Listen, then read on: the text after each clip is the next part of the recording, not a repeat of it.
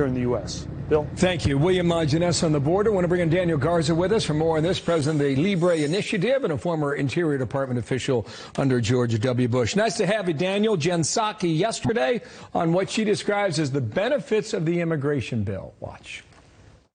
This legislation modernizes our immigration system. It provides hardworking people who have enriched our communities and lived here for decades an opportunity to earn citizenship. Immigration reform is not historically a Democratic or Republican priority, but an American one. Daniel, you know, we've had these debates for 40 years. I don't know if this one gets done or not, but if it does, who does it affect here economically?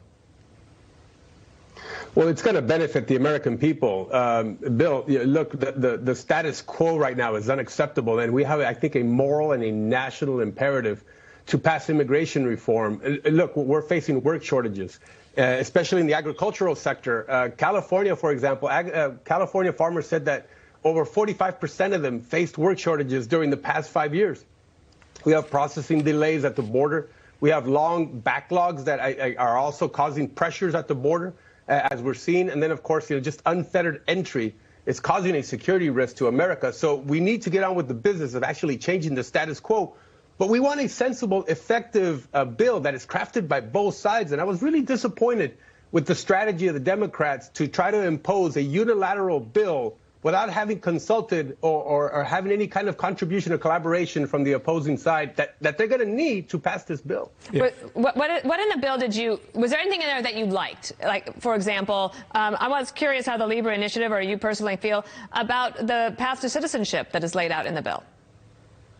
Yeah, look, I mean, obviously what we want to see is a flexible, accommodating worker visa program. We want the 10 million that are here, 11 million or so, citizenship. I think there's consensus on the DACA community. That's going to be important. I don't think there's enough in the border security part of it.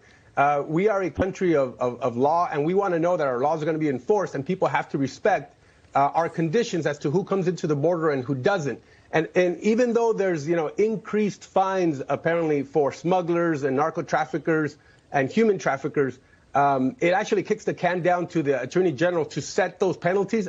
I think American people want clarity on the details of exactly, what's going to be in the bill, as opposed to vague details that are going to actually induce more executive orders, and that's what we do not want. And Daniel, it's been a pipe dream for a long time. Some people have tried to get it done, others have detracted based on how they see the law shaping up, infecting Americans that are already here.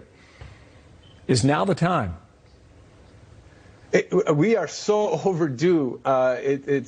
Look. We currently are facing a bottleneck at the border. We're actually inducing more illegal entry because, we're trapping folks here also who have already entered America. And look, what you want are folks to come out of the shadows and to be fully contributing members of a society. Immigrants have been contributing to America and strengthening America throughout the arc of history, over 250 million or so. And they've made us richer and stronger. And we have to continue that legacy of inviting immigrants who are going to do right by us, who are going to work hard and contribute, and keep those out who are going to exploit America. All right, Dan Garza, great to have your perspective. This debate's going to be a tough one and a long one, so we'll be in touch. Thank you. Thanks, Daniel. You bet. Thank you. Pleasure.